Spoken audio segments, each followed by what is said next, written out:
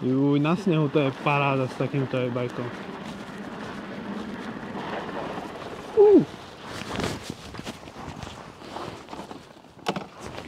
Ahojte.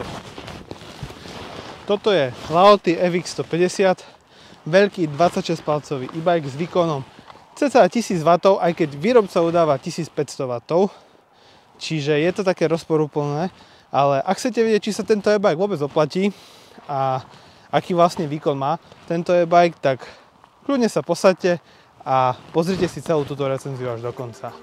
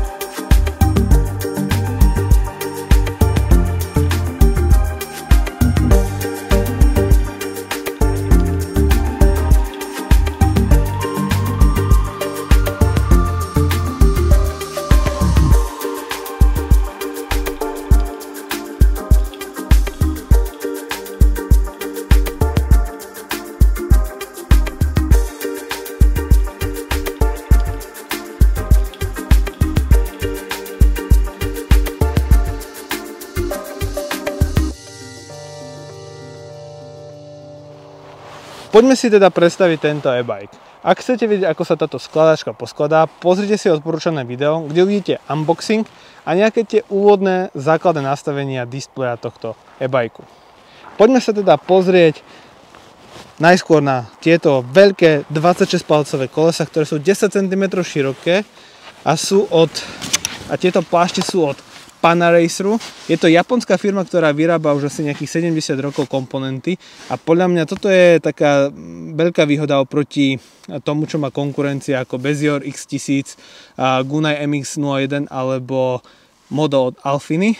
Ďalej, tieto drapy, ktoré sú špeciálne nadizajnované tak, aby držali aj v zákrutách, čiže to je ďalšia výhoda pri tých plášťoch. Tento jeden plášť má dokonca stojí na slovenských e-shopoch 75 až 85 eur a vo vnútri tá pätka je z kevlaru. Čiže toto nemá konkurencia pri tých čínskych e-bajkoch. Ak sme tuto pri tom prvom prednom kolese, tak výrobca tu dal 160 mm brzdný kotúč, čo je podľa mňa málo, mala tam byť určite aspoň 180. A ďalej tu máme hydraulické brzdy Zoom. A pri prednom kolese nutné spomenúť aj vidlicu, ktorá je uzamykateľná. Toto už býva štandard. Keď sa pozrieme ešte tuto na svetlo, tak má dve hlavice. Nesvieti to ani zle, ani dobre. Ak chcete proste jazdiť v lese, večer, tak potrebujete určite rozhodne svetlo, ktoré má väčší rozptyl a takisto do diaľky ako aj do šírky. Keď sa teraz pozrieme na to, čo vidíme tu vpredu, tak si môžeme všimnúť, že ja som už tu zmenil riadidlá. Tie riadidlá prvotne mali nejakých 62 cm, teraz majú 78 cm. A predstavec je teraz 50 mm, bol 95 alebo 90 mm. Toto ešte nie je všetko, ja tu ešte urobím nejaké úpravy, ale o tých úpravách urobím asi samostatné video. Čiže klasika, zadná brzda, ovládanie displeja, potom tu máme ovládanie zadnej brzdy, pravodoviek a toto je plyn. Ja toto ešte budem všetko celé prerábať, ale ak chcete vedieť niečo viac o týchto úvodných nastaveniach, tak ako som už spomenul, pozrite si určite to prvé video z unboxingu. Základnými časťami elektrobajku, ako je Laoty FX 150, je batéria, ktorá je umiestnená tuto vo vnútri v ráme a ovládač. Batéria má kapacitu 12,8 Ah pri 48 V a ovládač je 18 Ah. Veľkou výhodou podľa mňa je to, že nabíjate to takto cez tento čudlík.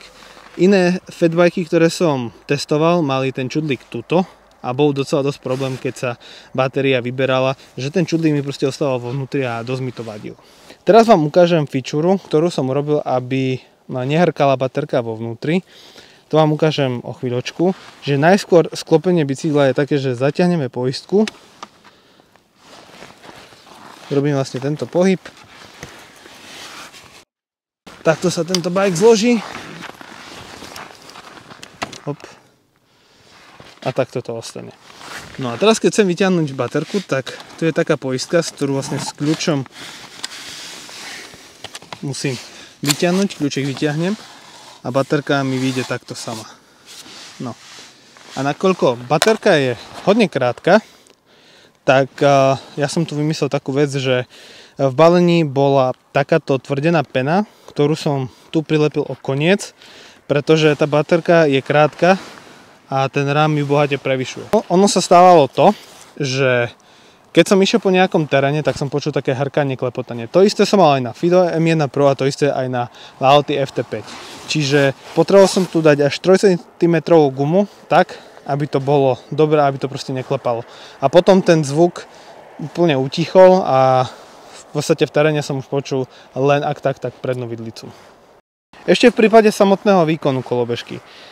Máme tu napätie 54,6 V pri týchto 48 V a kontrolujem len 18 A. Čiže výkon tam maximálny môže byť 986 alebo 88 W, čo nie je tých 1500. 1500 má motor, ktorý je umiestnený v náboji zadného kolesa, kde mu sekunduje 9 stupňová prevodovka od Shimano Altus. Potom vpredu máme 3-stupňovú prevodovku, spolu je to nejakých 29 prevodov.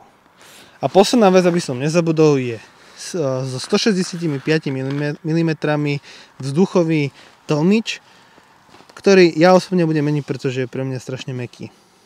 Myslím si, že pre jazdca, ktorý bude mať tak maximálne 80 kg, to bude akurát, ale s mojimi 105 kg som takmer úplne nad doraz.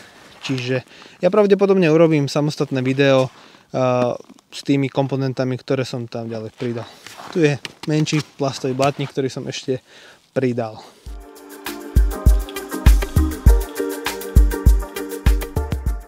Aké jazdné vlastnosti má fatbike Lauti FX 150? Mne osobne sa na ňom jazdilo dobre. Konec koncov môžete si pozrieť odporúčané video, kde uvidíte testy rýchlosti a je range test. Dajú sa tu zvoliť rýchlostné módy nielen týchto fyzických 5, ktoré tu sú, ale dajú sa zvoliť buď 3, buď 5 alebo 9.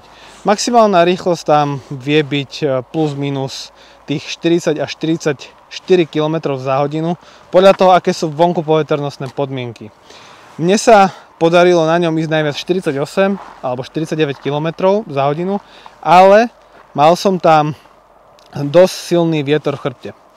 Ak by tam si sadol nejaký 80 alebo 75 kg jazdec, myslím si, že dokázal by dostať tú maximálku tých 45 km za hodinu bez pomoci. S tou pomocou by možno, že dosiahol až 50, ale tam už človek fakt v podstate ide až do ľuftu, by som to tak nejako nazval.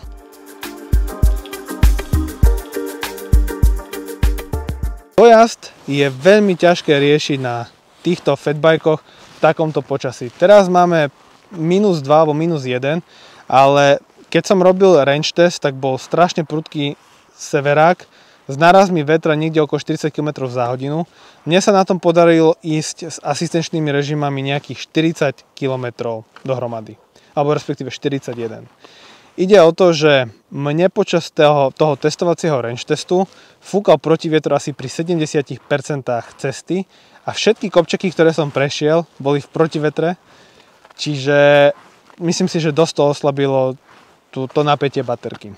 Čo je však fajn je to, že Lauti FT5 a FX 150 majú rovnakú baterku, teda 48V a sedí aj z tej FT5 do tohto. Skúšal som to, pretože nejakých 6 km pred cieľom sa mi baterka vypla a ja som použil tu z FT5 a dorazil som bez problémov do cieľa. Čiže je fajn, že ak si kúpite možno, že tie obidva fatbiky a chcete ísť na nejaký väčší trip s jedným, tak si môžete zobrať baterku z toho druhého a absolvovať tak úplne bez problémov a pohodlne aj väčší trip.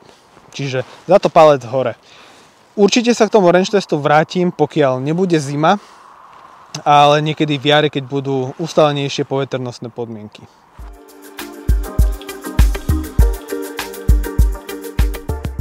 V prvom rade ma najviac potešili plášte. Tie sú od japonského výrobcu Panaracer a sú špeciálne určené pre fatbajky.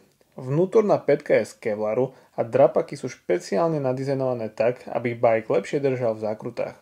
No a ja som si ešte všimol jednu vec, a to bolo, keď bol odmek, tak sa sneh toľko nelepil na gumu. Ďalej kladne hodnotím displej, kde sa dá takmer všetko nastaviť tak, aby to najviac vyhovovalo práve mne. A navyše je aj podsvietený. Určite vysoko kladne hodnotím samostatný port na nabíjanie, ktorý nie je umiestnený v ráme baterky, ale v časti, kde sa nachádza ovládač, alebo teda ak chcete kontroler. Oproti bežným 20-palcovým bajkom, alebo fatbajkom má Laoty FX150 až 9 stupňovú prehádzovačku vzadu a dokopy až 27 prevodov, a to od značky Shimano a prehádzovačky sú kategórie Altus. Skladanie môže byť pre niekoho výhodou a pre niekoho zase nie. Toto ale nie je bike vhodný na nejaký ťažký offroadový zjazd, skladačky na to rozhodne určené nie sú. Ja to beriem ako výhodu, pretože to jednoduchšie naložím do auta. A určite som rád za hydraulické brzdy Zoom, ktoré svoju robotu robia naozaj dobre. Škoda však, že výrobca tu nepoužil trošku väčšie, aspoň 180 mm brzdové kotúče.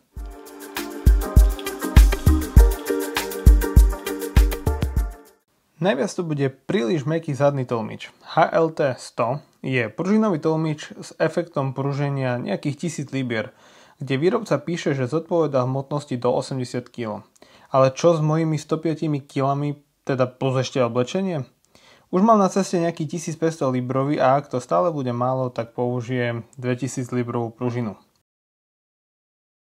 Výrobca a Banggood trošku urobili fail s výkonom, síce bike má 1500W motor, ale je tam použitý iba 18A ovládač, ktorý rozhodne nedá maximálny výkon 1500W.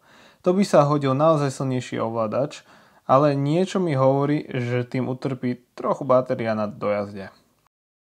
Hneď po prvej jazde mi bolo jasné, že tak ako pri Fido M1 Pro, aj tu budem musieť vyplniť batériu nejakou penou. Totižto batéria je cca o 3 cm kratšia ako rám, ktorom je umiestnená, a už sami ste sa mohli presvedčiť, ako som to vyriešil. Veľmi ma mrzí krátka hadica prednej brzdy. Ak chcem zvýšiť stredovú tyč a dať širšie riadidlá, budem musieť tam dať nejakú dlhšiu hadicu a nablidovať brzdu. Keď to budem robiť, rovno preblidujem, alebo teda ak chcete prevzdušním, ovzdušním aj zadnú brzdu. Výrobca sa nejak veľmi nezameral na svetlá. To vpredu celkom ujde, je to taký slušný priemer, no na sedlovke nie je odrázové svetlo ani žiadne iné svetlo, čiže je tu určite potrebné dokúpiť nejaké to poriadne zadné svetlo tiež.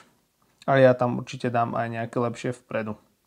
A poslednou vecou, pre niekoho je to možno maličkosť, ale mne na tom chýba klasický cyklistický zvonček. Čo najviac neznášam na cyklistov, že idú arogantne a nedajú znamenie, že chcú predbiehať a podobne.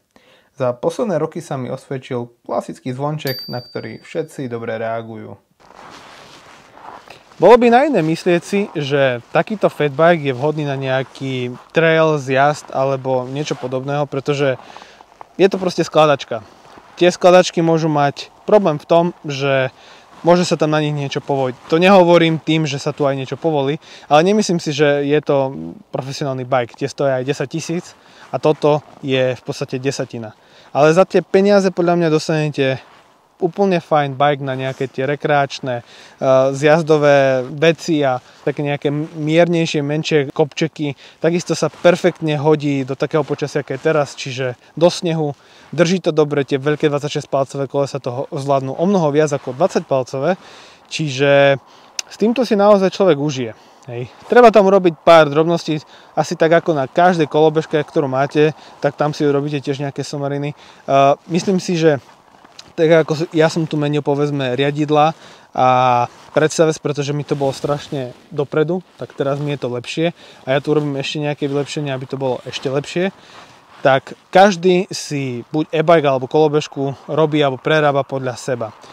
Poznám veľmi veľa fajnšmekrov, ktorí si práve či už elektrické bajky alebo kolobežky robia tak, aby im čo najviac sedeli, pretože nájsť unikátny prístroj alebo nástroj alebo kolobežku bike, ktorý nepotrebuje žiadnu úpravu, pretože bude vám sedieť, tak myslím si, že je to nereálne. Hej. OK, šaunky alebo takéto nejaké hlúposti drobné, kde človek sa postaví, tak OK, možno, že to nepotrebuje, ale ak si človek kupuje toto podľa mňa, tak chce si to užiť čo najviac a proste nie každému môže sedieť povedzme mäkké pruženie alebo úplne mäkké pruženie, pretože ja mám 105, ale ty máš nejakých 75, čiže máme úplne iné priority v tom, že ako nám to má sedieť. Čiže asi nám nebudú vyhovovať rovnaké veci. Čiže tu by som to asi zhrnul, že je to dosť podobné. A myslím si, že vyhovovať to bude ľuďom, ktorí sa chcú zabaviť, ktorí chcú skúsiť v podstate terén a ktorí majú už nejakú tú skúsenosť, či už s bajkovaním alebo kolobežkovaním a vedia, čo môžu očakávať od podobných mašín, ako je táto. Verím, že sa vám video na túto recenziu Laoty FX150 páčilo. Ak máte nejaké otázky k tomuto bajku, napíšte určite komentár pod videom. Nezabudnite dať na toto video samozrejme like a odoberajte takisto kanál a ja sa s vami teším pri ďalšom videu, pri ďalšej recenzii, či už to bude elektrobike alebo elektrická kolobežka. Ahojte.